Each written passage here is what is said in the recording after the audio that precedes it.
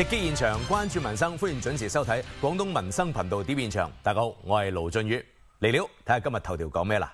好啦，首先嚟睇睇呢條料先。近日中山嘅浮沙鎮一個小區發生咗驚險一幕，一樓門崗值班室突然間着火，濃煙啊係咁飆，情況好危急。就喺呢個危急關頭咧，兩個正喺附近買餸嘅街坊啊挺身而出，後續情況點咧？黃明睇睇佢。救火！快咗救火！快咗開埋佢！視頻中，一名男子正手持滅火器對準地面嘅一堆燃燒物品進行噴射，另一名男子亦都迅速加入共同滅火。一齊救佢快啦！事發喺3月23號，中山浮沙一小區嘅一樓門崗值班室。當時喺附近買緊餸嘅梁新華、梁建強兩人發現窗口處有濃煙冒出，就馬上上前查看情況。當時人家我睇到呢度係出煙，跟住呢就呢個走嚟話俾個醫聽。個姨係當時喺嗰度傾緊嗰啲快遞嘅，不過後尾個姨啲就走入去呢個室嗰度就睇，佢話冇着火，冇發現有火。後來佢打開呢棟門嘅時候就喺呢度着火嘅，當時啲火學出嚟係好犀利嘅，咁我就冇諗咁多啦，就直接攞烈火器直接將佢撲。發現得咗，快咗！邊部大火啊？快咗，你一齊救佢快啦！打你而家救咧！啲滅火筒係嘛滅咗之後，我哋傳遞2個俾佢係嘛，佢負責噴，我哋負責係嘛一邊協助佢。電話馬上打電話，不要哭！快咗，賴住你！咁啊發現啲滅火錢都唔夠，我哋就開始打開啲水龍頭咯。我哋2個有好有秩序㗎係嘛，打開啲水龍頭救火啦。噴上去，噴啦得㗎啦！跌咗嘢。但係發現裏面嘅大火都比較大啊，就將啲雜物拉出嚟啊，咁有秩序咁差唔多經過有半個小時嘅即係滅火嘅搏救咁係嘛，盡量將啲火控制咯。幸運嘅係，火災發生嘅時候，室內冇人員滯留，加埋撲救及時。今次火災並冇造成任何人員傷亡，財產損失亦都被降到最低。梁建強表示，今次可以如此從容應對，得益於此前參與過消防部門同社區組織嘅消防知識培訓，掌握咗基本嘅應急技能。所以今次發揮到係嘛浮沙人嘅精神，有秩序將啲火撲熄係嘛，幫都係幫咯，嗰次做好事係嘛。首先保證自己嘅安全措施之下係嘛。溝通中，我哋了解到，梁新華此前仲曾經見義勇為勇鬥歹徒不幸負傷，亦曾拾金不昧，將執到嘅2萬元現金悉數歸還失主。面對今次火情，佢依然選擇衝喺最前邊。我做好處啊，做咁多次啊，都冇咩話咩呢嘅。我做人呢就挺日而出咯，能幫得到就幫。火情得到控制之後，剩餘嘅清理工作就交由物業人員接手。經當事人反饋，現場火災是由電線老化造成。當天晚上，我們到現場跟當事人進行了安全宣講。目前物業已經完成清潔，線路正在檢修中。針對老舊小區線路老化、樓道雜物堆積等隱患，消防部門提醒：一定要及時清理雜物，平時用電用火要多加留心。不要私拉亂接電線，電動車千萬不要進樓入戶充電。出門或者睡覺前記得關閉電源、燃氣閥門。建議在家裡常備滅火器、逃生面罩，掌握基本逃生方法。消防表示，一旦發現火情，大家可喺確保自身安全嘅前提下，嘗試撲救初期火災，避免火勢蔓延。如果火勢已經冇辦法控制，應該立即撥打119並迅速疏散，切勿貪戀財物。千鈞一髮之際，兩位街坊果斷出手，避免咗一場可能更大嘅禍害嚇，為佢哋點讚嗱。同時亦都再次提醒大家啦，消防啊無小事㗎，日常嘅防範真係要留心，多啲掌握應急嘅技能，關鍵時刻真係可以救到命㗎。好啦，再嚟睇睇呢條料啦。琴日開始廣東天氣突然間變樣喎、變面喎，強對流天氣話你係你㗎啦嚇。江門新會甚至落埋冰雹添嗱。今日早上咧，花都亦都有街坊報料，就喺呢個花東鎮見到咧落冰雹嘅情景。點解突然間會落起冰雹咧？跟住落嚟廣東嘅天氣又會點變法啊？馮師睇睇。呢兩日，廣州花都、江門新會、茂名信宜等地先後出現冰雹天氣。據廣州天氣消息，今日上晝9點鐘左右，花都區芙蓉度假村花東鎮北興市場落起冰雹，而琴日下晝將近2點鐘，江門新會出現嘅冰雹更大粒。咁啊大啊，由1蚊錢銀仔嚟大呢個，即係硬幣咁大係咪？上一次落毛大粒，嗰次落大粒啦，像手指頭這麼大吧？感覺好像是下雨，怎麼下那麼大？跑出去看，等會就看到，有下冰雹了。今日中午，記者嚟到江門新會羅坑鎮天湖村附近，街坊就話，琴日下晝嘅冰雹只係持續咗10分鐘左右，同冰雹一齊出現嘅仲有大暴雨。呢個棚頂砰砰聲響啫，冇有乜驚啫，有冇啊冇見過，好耐咯，真係好耐都冇落過啦。係啦。據悉，琴日下晝新會冰雹橙色預警，陽春、江門、珠海、中山等地雷雨大風黃色預警生效。街坊就話，上一次見到冰雹已經係多年之前，好彩今次冰雹嘅持續時間短，影響唔大。沒有，不冷，就是有一點下雨啊，吹大風啊，就這樣。感覺來廣東這2-3年了，就第一次看到有下冰雹的。據悉，廣東喺春季同夏季容易出現強對流天氣，此時低層暖濕空氣同高層乾冷空氣交匯，形成咗上冷下暖嘅不穩定大氣結構，為冰雹形成提供動力。對此，廣東天氣今日下晝發出消息，預計28到31號，廣東中北部市縣降水趨於頻密，其中29到31號，我省中北部市縣有一次明顯強對流同降水過程，並伴有8到10級短時大風、冰雹等強對流天氣。有街坊就話啦，已經有密切留意緊天氣預報，提前做好防範。我哋一陣仲要去呢度睇唔到最高嗰個山頂，仲要爬2座山啊！但係因為我哋好早之前已經定咗今日拜山，咁已經通知晒啲親朋戚友，咁就唔會改期噶啦。就算落雨，我哋都要着晒雨衣、着晒水鞋。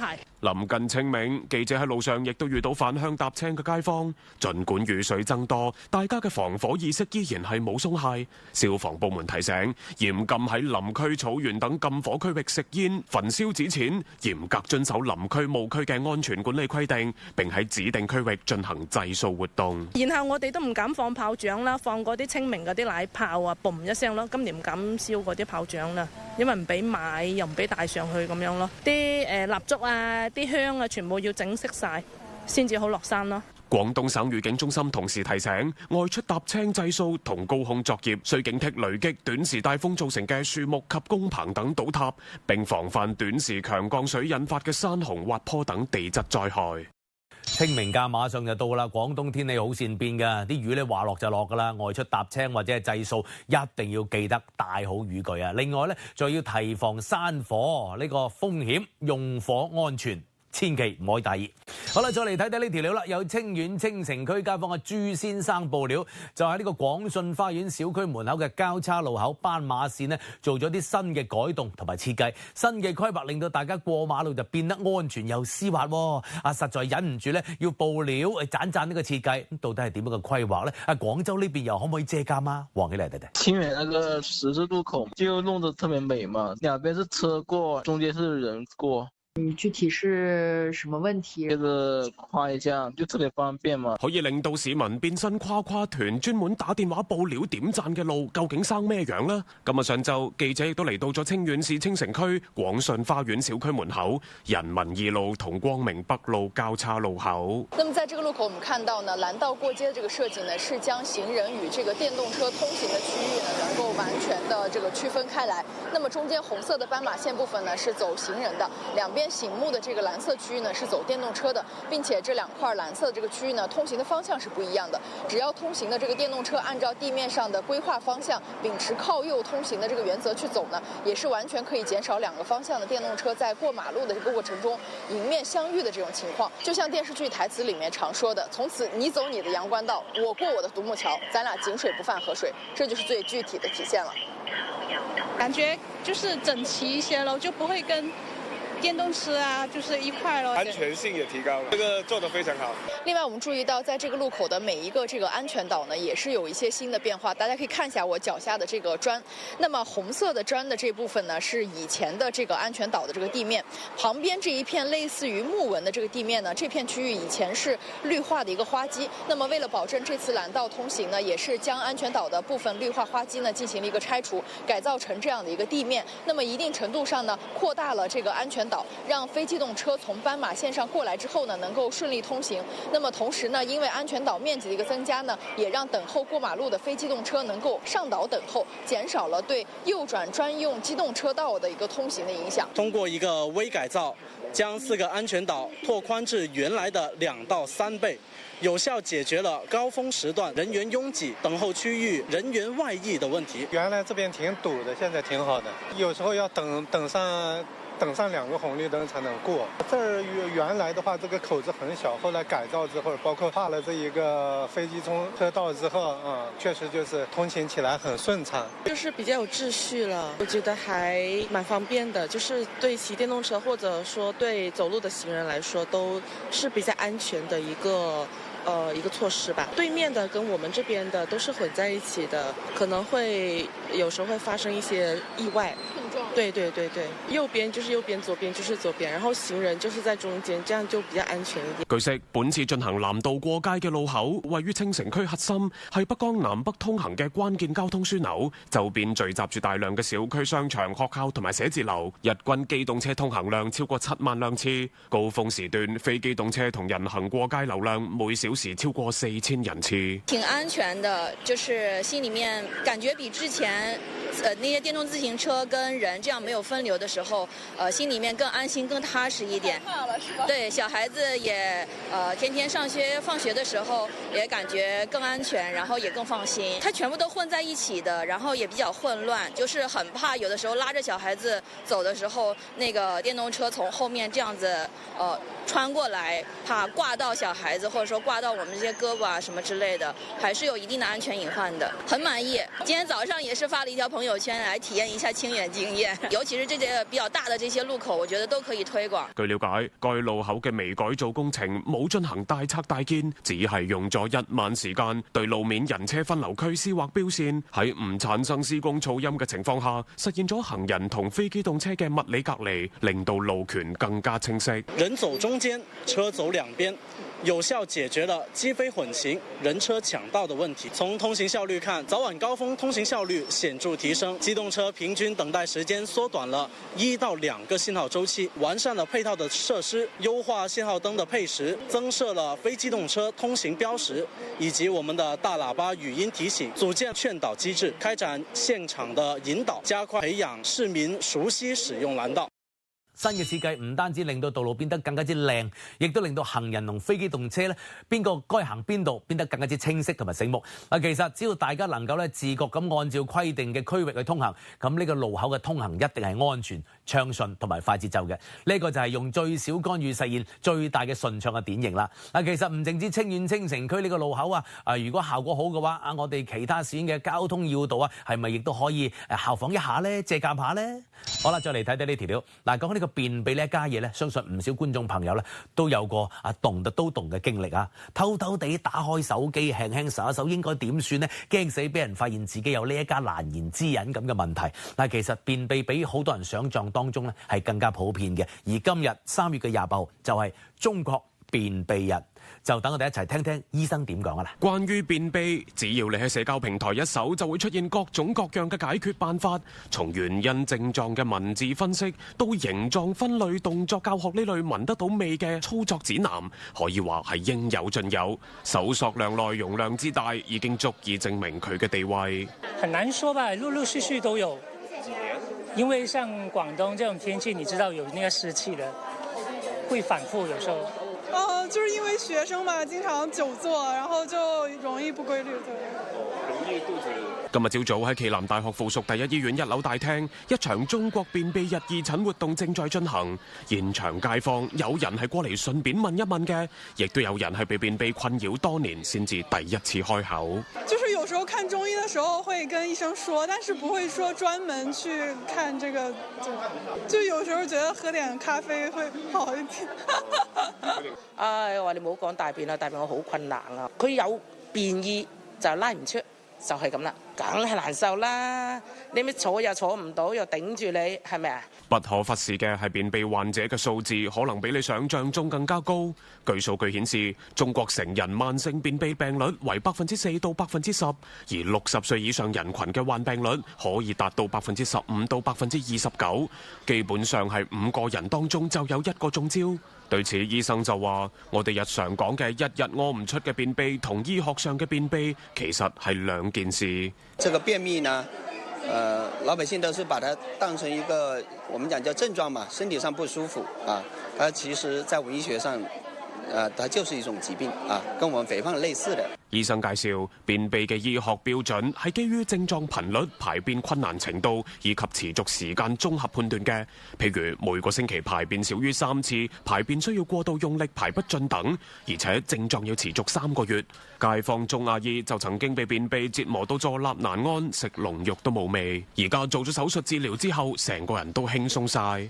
做咗個排便手術咧，人都係舒暢好多，心情都好咗好多，但個個都話睇我面色啊，依家面色好光滑咗喎。咁你日日排便係嗰啲毒素嚟噶嘛，係咪？你平時食咗嘢落去身體，你一定要排出嚟噶嘛，係咪啊？對此，醫生就話啦，日常生活中偶然嘅排便不暢，同鍾阿姨呢種慢性便秘係要區分嚟睇。我哋印象中嗰啲促進腸胃蠕動嘅水果，譬如西梅、火龍果、熟透嘅香蕉，依然係好好嘅食療水果。我們強調是多纖維飲食，這些蔬菜水果啊，它能夠起到促排便的效果。依賴的主要包括它的纖維素啊，還有裡面含有的果酸啊，在我們體內形成的腸道形成的高滲透壓。講到底，街坊們都仲係要堅持健康嘅飲食同生活習慣。一旦留意到自己出現超過3個月嘅持續異常同不適，就要去醫院檢查排查具體病因。這個很重要，因為這個防患於未然，防患於小病。便秘確實係一個難言之隱，咁但係忍住唔去睇醫生唔講嘅話，又真係問題嚟嘅噃。如果你亦都被呢個問題困擾咗一段時間嘅話，都盡係要去問問醫生，查清楚原因啊，腸道輕鬆咗，個人先至能夠真正輕鬆精神噶嘛。攤抖陣，轉頭翻到嚟繼續講新聞。歡迎翻到嚟，我哋繼續講新聞，再嚟睇睇呢條料啦。琴日上午廣州海珠區有電動自行車着火，火勢仲要好勁，而周邊咧仲停放住好多其他嘅車輛喎。咁有冇導致呢個火燒連營嘅狀態呢？謝達星嚟睇。從畫面中可以見到，一排停放喺路邊嘅電動自行車中燒起咗一團火，冇過幾耐，火勢越來越猛，乒乒乓乓發出多次爆炸聲響。呢一幕就發生喺琴日上晝9點零鐘，海珠區錦麗居小區北門外。爆了一下火就冒起來了嘛，一下火就冒起來了嘛。有火呀，然後有那個黑煙。你想它一個那個電池爆炸過後，然後它會殃及旁邊的嘛，然後那個電池它有火過，它就會爆炸就崩。咁而家喺我身邊咧就係當時起火嘅位置啦，咁可以見到其實呢一度咧係沿街嘅電動自行車充電棚嘅其中一個格位嚟㗎。咁而家亦都係用一個警戒線啦，同埋彩電寶進行咗一個圍蔽㗎啦。咁喺彩電寶上面，我哋亦都係可以見到係拉出咗一個缺口啦。咁可能係方便一啲車主啦係過嚟認車㗎。咁透過呢一個窿往入面睇嘅話啦，可以見到裡面一側嘅呢一個車棚嘅棚頂啊，已經係燒穿晒㗎啦。咁亦都可以大致判斷到當時起火嘅車輛應該係擺喺嗰棵樹嘅周邊嘅區域，咁亦都可以見到樹嘅旁邊啦，有一個燒到碳化咗嘅車架啦，咁而擺放喺周邊嘅一啲單車啦，同埋電動自行車都由於呢一個火勢嘅波及啊，而出現咗唔同程度嘅一個損害。街坊透露，周邊群眾發現起火之後，都第一時間上前救火。我們這邊有人馬上就叫那個保安，然後馬上保安就在他那個裡面拿那個叫什麼消防栓出來噴火，然後這個海珠智慧這邊也有那個消防栓，然後一下就滅了。而街坊所講嘅上前滅火嘅人，正係附近店鋪嘅裝修工人同錦麗居小區嘅值勤保安。應該是充電突然爆炸了，我當時跟他報了警了。後來我們有2個侍衛拿滅火器去滅火了。灭火器那个效果没什么用，但是人家用那个消防水，那个效果还是有。过来，首先就是先切掉它那个电源，然后切到电源之后，一边就用那个灭火器来压制它火情，另外一边呢就安排人架设那个消防水带，然后消防水带架设好之后就使用那个消防水枪。但是它扑灭的过程之中呢，它又存在一个复燃的情况，包括它那个电池啊发生噼里啪啦那个爆燃那个情况，所以我们那个水枪呢就一直在压制一直就喷水，持续的去对它去那个扑救，就一直沒停過那個水槍，直到那個消防車到場。好快，轄區消防人員同民警迅速抵達現場接手處置，明火得以撲滅。記者從屬地瑞寶街道辦事處獲悉，本次火情導致現場電動車4台燒毀，5台受損，具體起火原因有待進一步核實。街道將督促涉事充電樁運營企業物業公司妥善做好善後處置工作。下一步，街道將持續開展電動車安全隱患排查整治工作，加強安全巡查整改力度，努力營造平安和諧嘅社區環境。好在事發嘅周邊呢，消防設施齊全，再加上小區保安周邊群眾第一時間上前滅火，先至可以及時將火情控制住。如果唔係話，周邊停放住咁多電動自行車，火燒連營起身，真係後果不堪設想㗎。嗱，為參與滅火嘅群眾點讚，俾個大大嘅鼓勵。好啦，再嚟睇睇呢條料啦。粵 BA 東莞主場首秀對戰汕尾，再過一陣呢就要開始啦。票務系統數據顯示預約人數已經超過咗3萬㗎啦。冇買到票啲球迷又點算啊？唔使擔心㗎。東莞籃球中心場外嘅籃球嘉年華集市有得食、有得飲、有得玩，仲有一個大大嘅屏幕可以一齊睇比賽㗎。點參與？曾少同你講講。今日晚上咧，東莞對陣汕尾嘅粵 BA 比賽咧，就會喺籃球中心呢度開啟啦。咁不過賽場上入邊嘅熱烈氣氛咧，仲喺度積聚當中啊。但係4號門對出嘅呢個草坪咧，佢嘅籃球嘉年華文明集市咧已經係開啟㗎啦。超過100個檔口啦，有咁多個攤位準備咗食嘅、玩嘅、飲嘅，等住大家過嚟參與啦。玩到夜晚嘅話咧，可以睇到前方嘅呢個大屏幕啦，佢同步咧會轉播賽場入邊嘅比賽嘅情況嘅。咁大家如果未買到票，一定要過嚟呢邊啊，因為揾到個地方坐啦，你就可以感受到好似同賽場入邊一樣嘅熱烈氣氛啦。過百個檔口當中，最引人注目嘅就係燒鵝檔啦，老闆斬到停唔到落嚟。喺呢個市集玩攰咗或者玩餓咗嘅話，都唔使擔心，呢度唔單止有零食咧，仲有正餐嘅。睇到前方呢個燒鵝嘅檔口咧，佢係真真正正嘅熱辣辣嘅燒鵝嚟嘅，非常之受歡迎啊！我哋想採訪都要排隊啊！咁今晚嘅話，可以喺度一邊睇比賽一邊食燒鵝飯啊，都係一個非常之獨特嘅體驗啊！主要係宏遠嘅比賽，日日睇。呢排少關注，因為忙。今晚有機會啦！今晚喺你後邊嘅大屏幕就有比賽睇。係。咁啊，爽！今日又可以，下次又可以睇下比賽嘅。咁肯定啦，係咪？盧老闆表示，今晚會盡地主之誼，向着波衫睇比賽嘅球迷提供優惠價。凡係着球衣過嚟都有優惠。即係只要着住東莞或者汕尾球衣過嚟，係都有優惠。係，因為今晚我係主場啊嘛，我哋嘛。盡下地主之誼。係啦。可以優惠幾多先？每即係每個飯優惠2蚊雞。市集上仲有好多主打手作美食嘅商戶，以及從汕尾遠道而嚟嘅文創商家。兩個城市嘅文化以籃球比賽為載體，產生咗新交流。我準備咗呢啲好傳統嘅糕點啊！茶生鬆糕有甜㗎，入邊有花生啊，然後我依家加咗紅濕番薯啊、紫濕番薯啊，呢個係白色係生藥嚟㗎。我睇仲有好多缽仔糕係咪？係啊係啊，全部嘢都係我自己整㗎。哦，我們今天是8點半開車過來的，帶着我們那個汕尾可糖的珠寶，還有我們這個非遺的虎獅。我們那邊汕尾很大嘛，就有好多地方的舞獅集在一起的。第一次推一下我們汕尾，把我們的汕尾名片帶出來。食好喝好之後，球迷迫不及待要等待哨響一刻。勝負雖然重要，但最緊要嘅都仲係精彩開心。製造精彩，盡管來戰，東莞必勝的。一路食住東莞嘅特色美食，一路睇比賽，諗起身都覺得疏肝啦。如果你覺得一個人睇比賽悶悶地嘅話，就快啲到呢個籃球市集一齊玩咯。好啦，再嚟睇睇呢條料，同樣係呢個粵 BA 嘅消息。呢個週末2日，粵 BA 常規賽第2輪嘅激情開打。據講啊，賽事舉辦期間，廣州全面激活呢個票根經濟啊，推出一票多用嘅惠民福利，等市民同遊客喺觀賽之餘咧，暢玩羊城，樂享消費。具體係點嘅咧？謝安欣嗰個。粵 BA 籃球賽第二戰喺本週末激情開打，正所謂友誼第一，宵夜第二，比賽第三，咁又點少得從玩到食嘅煙火氣啦？為此喺賽事舉辦期間，各地紛紛響應，推出一票多用嘅惠民福利，推出覆蓋住宿同景區嘅多個專項優惠活動。8塊8其實也是每個人消費者都能承受的價格，然後又能參與到很多的活動啊，又看到很多的這個商業啊，這些演藝表演、比賽什麼的，我覺得還是蠻好的一個市民的活動的一個機會，一個平台。睇比賽之餘，咁再可以食下當地嘅嘢啊，係咪？當地嘅景區去玩下。咁都係即係體驗一個新嘅一種體驗咯。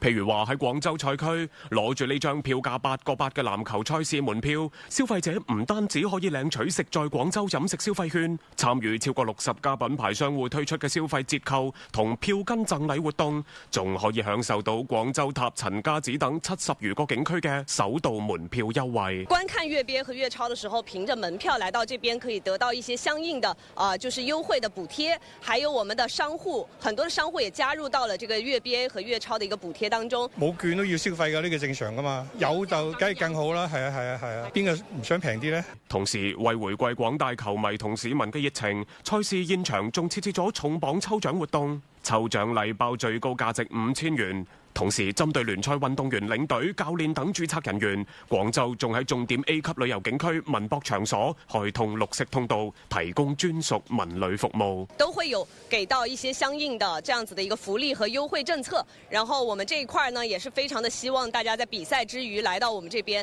一起感受一下我們城市中心的這樣子的一個文商旅體融合的場館的一個魅力。咁對經濟肯定係有好嘅呢個帶動嘅效益啦，係咪？咁因為有優惠可以即係讓利到俾市民啊嘛。此外，適逢即將到嚟嘅清明小長假，各大商圈亦都積極推出多個促銷活動，共同繪就春日消費新途徑。然後我們在五一期間也會邀請我們最頂流的大灣機就是我們大灣區的人民最喜歡的萌寵，一起來到我們這邊做一個舞王爭霸賽。那希望全國的遊客來到這邊都可以感受到我們大灣區對於萌寵、對於動物的一個喜愛和熱情。粵 BA 唔單單係一場籃球嘅賽事，更加拉動咗文體類融合嘅發展，促進消費嘅重要契機，令到票根成為咗撬動消費、惠及群眾嘅硬通貨。期待跟住落嚟有更加多嘅福利推出，令到市民遊客享受實實在在嘅消費紅利，令到比賽熱度持續轉化成為城市發展嘅活力。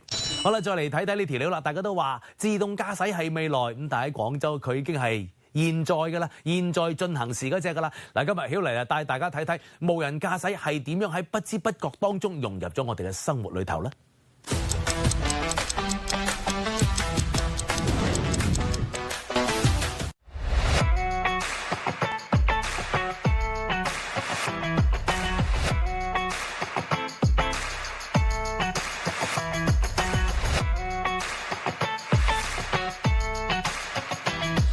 是廣汽集團的大本營，廣州人開的車好多都出自這裡。而今天我們要看的是廣汽的自動駕駛版。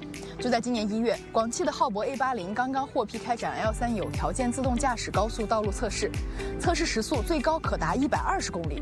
這意味着廣州的車正在從能跑變成自己能跑。我們堅持就對外的合作開發和自主開發相並行的這麼一個策略。大模型的這個時代的時候，其實能感覺到最大的一個變化就是把我們原來以人力為主，然後轉變到以算力為主，數據是我們的核心的生產力，不管是合作的還是自己的，我認為這一點是我們的核心的一個競爭力所在。滴滴大家天天用，但滴滴的自動駕駛車你們見過沒？就在今年1月，滴滴自動駕駛和廣汽埃安聯合打造的新一代 Robotaxi 車型 R2 正式交付，首批車輛已獲得廣州智能網聯汽車道路測試牌照。這是國內首次以自動駕駛公司和整車企業合資的形式推進 Robotaxi 車型落地，標誌着廣州從技術驗證邁向場景應用的關鍵一步。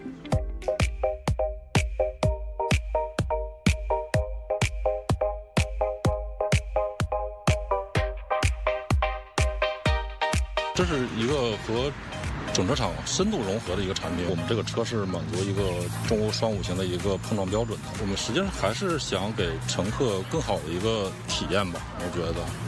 因为滴滴有一个优势，就是它有一个庞大的一个运营平台，我们可以实现混合派单，一个是提升乘客的体验，一个是提升我们整体的一个运营效率。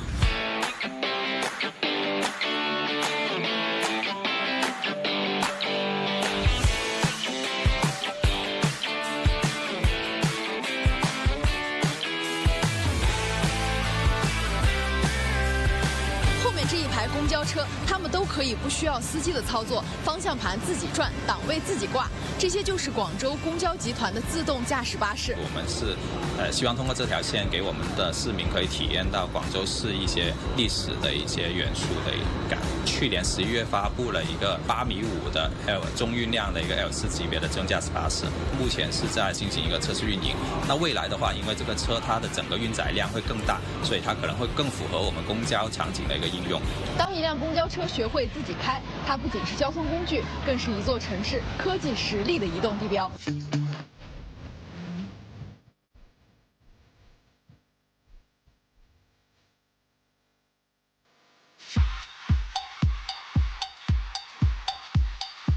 这里有一家公司专门做无人车送货，它叫90智能。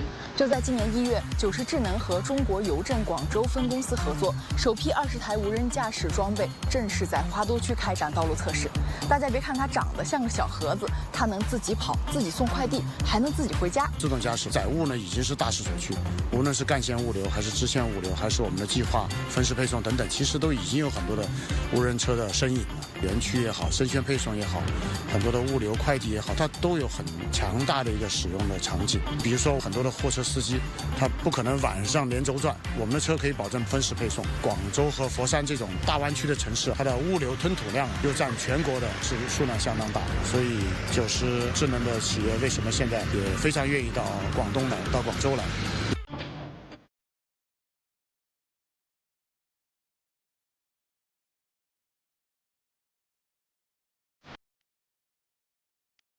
说起哈罗，大家肯定会想到哈罗单车，但其实他们也在做自动驾驶。就在上个月，哈罗刚刚拿到广州市交通运输局签发的道路测试资质。按照规划呢，技术团队将在广州开启常态化道路测试，通过小步快跑的模式，在真实的城市路况中积累数据。因为2轮的话，它其实有很多的就是人力的调度，还有就是算力的一个调度。那这些东西都是将来是可以复用在 Robotaxi 里面的。珠峰影城嘛，那你政策支持了之后，你就会有吸引很多的企业来了之后，它会带动一些的产业链啊，还有集群都会过来。那这样的话，慢慢的也会带动一些相关的一些就是自动驾驶啊，或者算法啊，就是大数据相关的人才都会来广州。从2轮出行到4轮智驾，哈罗的这一步标志着广州正在构建一个多元的自动驾驶生态。未来我们可能会在街头看到越来越多没有司機嘅車，它們不是概念，是已經跑在路上的現實。2日嘅科技廣州新觀察，我哋睇到嘅唔淨止係一部自己識開嘅車，更加一座城市喺科技賽道上邊嘅加速度。廣州用政策托底，為企業提供科技發展紮根嘅土壤，從汽車之城到智車之城，從製造到製造，廣州正喺用緊自己嘅方式回答未來出行嘅呢道題啦。去廣告之後翻到嚟繼續講新聞。歡迎翻到嚟，我哋繼續講新聞，再嚟睇呢條料。嗱，近日受到國際金價劇烈震盪嘅影響，國內黃金市場價格隨之起咗波動嚇。嗱，當前深圳水貝黃金市場銷售情況係點呢？又受到邊啲影響？我哋關心下。陪朋友過來，就是在國外，就是還是我覺得還會掉。就是剛好來這邊玩，所以就跟朋友一起過來逛一下，然後覺得好看就買了。喜歡吧？對，喜歡，對，喜歡，試了一下喜歡。它跌啊漲啊無所謂啦。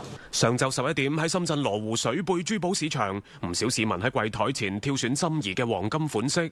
據商家負責人介紹，當日金飾售價係每克1175蚊。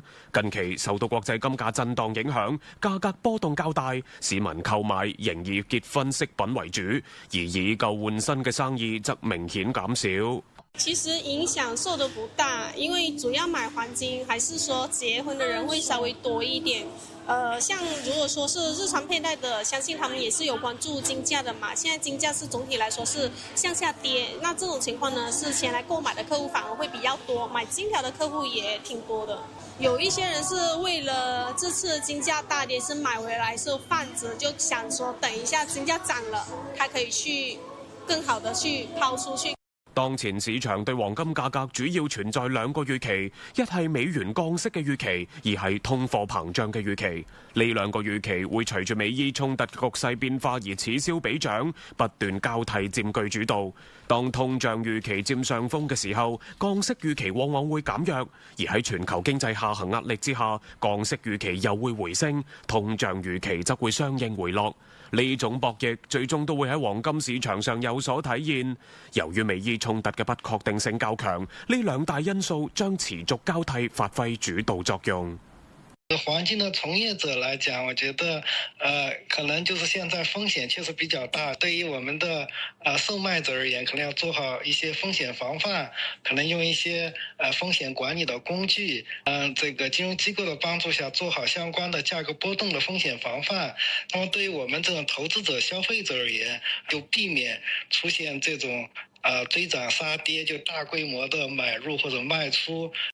睇嚟呢次嘅金價波動真係有人歡喜有人憂啦。不過從記者走訪嚟睇咧，水貝市場呢一股嘅淘金熱嘅底氣咧，主要仲係咧靠呢個結婚剛需撐起嘅。專家亦都提醒啦，呢個國際局啊撲朔迷離㗎，金價短期恐怕咧仲要上蹿下跳嘅。所以唔理係想投資又好，定係貪個老禮吉慶都好，大家都要咧捽亮雙眼，按需購買，唔好俾呢個過山車兜嚟兜去，兜到自己咧亂晒龍，盲目跟風啊！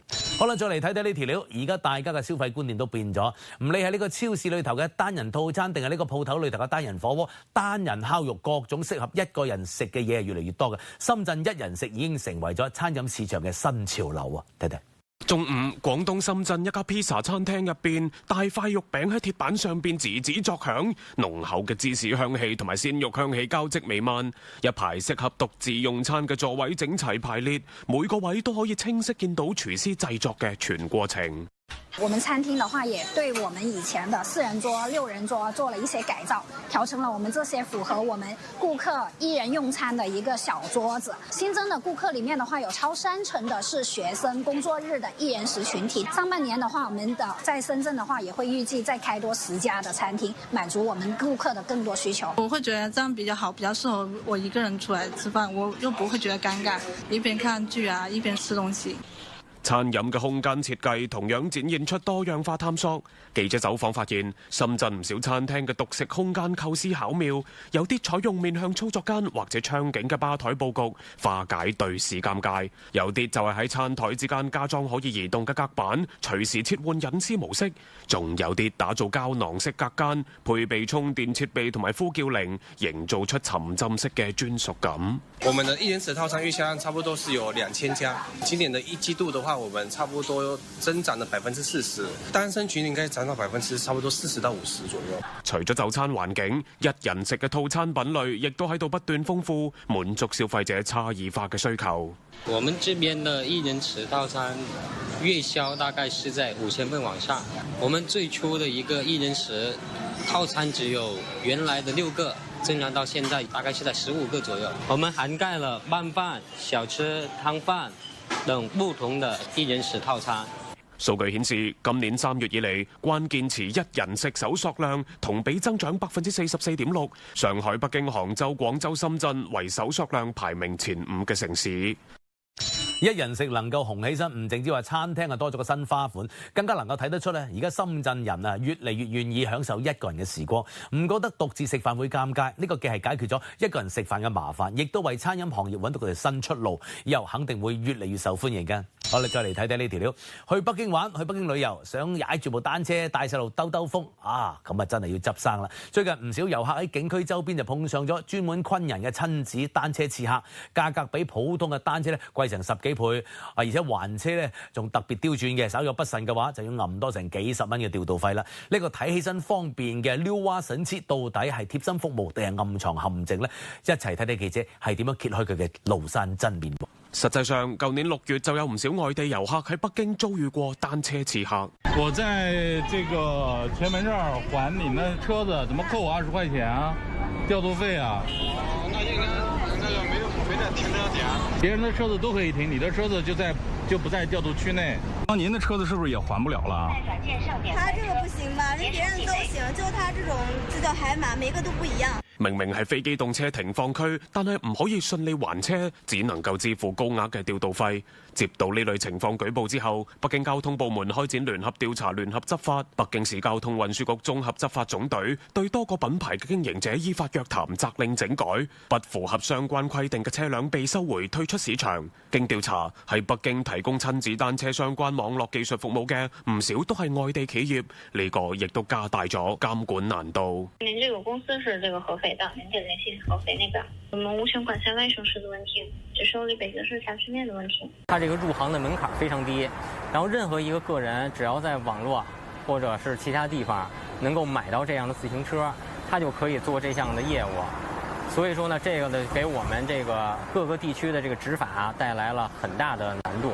記者了解到，想要將一台普通嘅親子單車改造成具有共享功能嘅親子單車，其實非常之簡單。只要喺網上落單一個帶有定位功能嘅車鎖，商家就會手把手教你點樣攤喺度收錢。10來輛，目前10來輛，但是在工廠已經定做了有100-200輛了。就是買來車裝上鎖，就開始往外投，是吧？對於呢種現象，律師表示，親子單車違規投放係一個典型嘅非法運營行為。況且投放共享性質嘅單車參與公共交通，對於交通參與者嘅人身安全嚟講，存在一定隱患。而親子單車睇似明碼標價嘅使用費，亦都存在問題。涉嫌是機高定價的一個問題。雖然呢，我們法律對企業的定價沒有強制性要求和禁止性要求，企業本身呢有一種自主定價權，但是這個定價呢並不等於隨意可以抬高價格。律師表示，每個鐘頭30蚊嘅收費標準，數倍於普通嘅共享單車，定價是否公平合理，值得商榷。與此同時，不合理嘅停放規則亦都存在涉嫌不合理收費嘅情況。呢啲違規嘅親子單車就係披住溜滑外衣嘅消費陷阱啦，令到唔少遊客咧真係叫做啞仔食黃連，就有苦自己知。而更加得人驚嘅係咩呢？呢啲私自改裝嘅車仲要冇乜安全保障嘅，踩上路分鐘嘅定時炸彈。所以咧，出門在外記得唔好貪方便啦，認準正規共享單車平台，遇到亂收費違規投放嘅，直接舉報，唔好俾自己嘅好心變成咗商家嘅韭菜啊！去廣告轉頭翻到嚟繼續講新聞。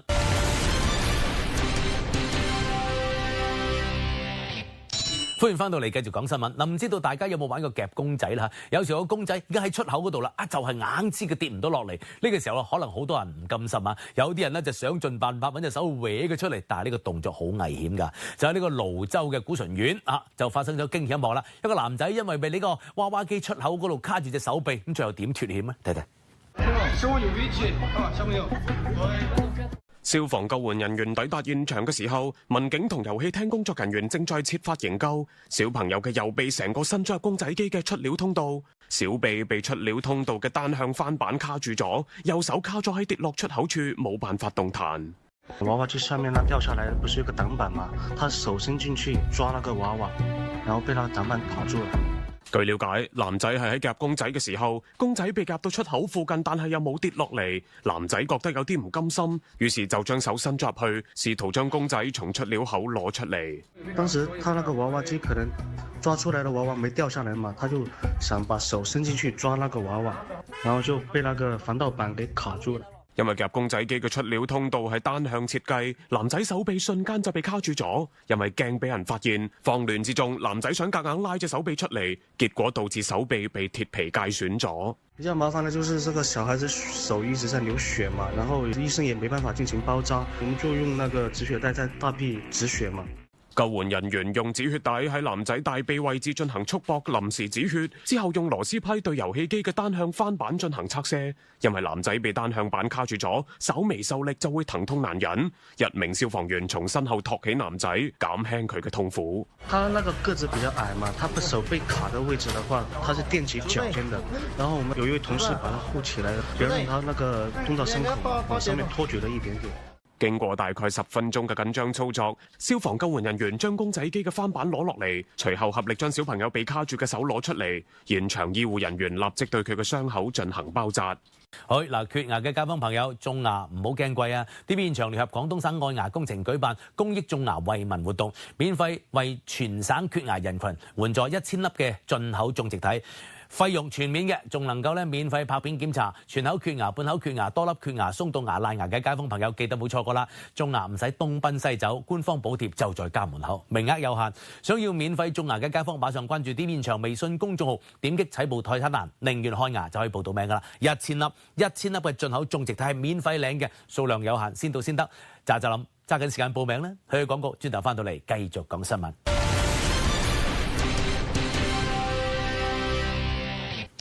新春廣電家裝節幫大家解鎖新春裝修福利，同時幫你守住品質關嚇。新春期間報名裝修活動現場，仲能夠領取一份精美嘅到店禮，仲能夠抽現金紅包，100%中獎嘅，有冰箱、中央空調等家電大換新禮免費送嘅。活動現場仲有主持人同你大派福利，幫你傾優惠，唔使業主費心就能夠攞到現兜兜嘅折頭。從開工到竣工全程跟進監督，省時又省力嘅。質量唔達標，揼咗佢重新整過佢。活動由官方監管。真實有效，點擊廣東民生DB現場底部菜單，活動報名當中嘅靠譜家裝，或者撥打我哋嘅報名熱線0208981688 0208981688搶佔名額啦。好啦，今日節目講到呢度，打開微信搜一搜，進入 DB 現場官方頁面，可以獲取更加多嘅資訊。好，聽日同樣時間 DB 現場見，聽日見。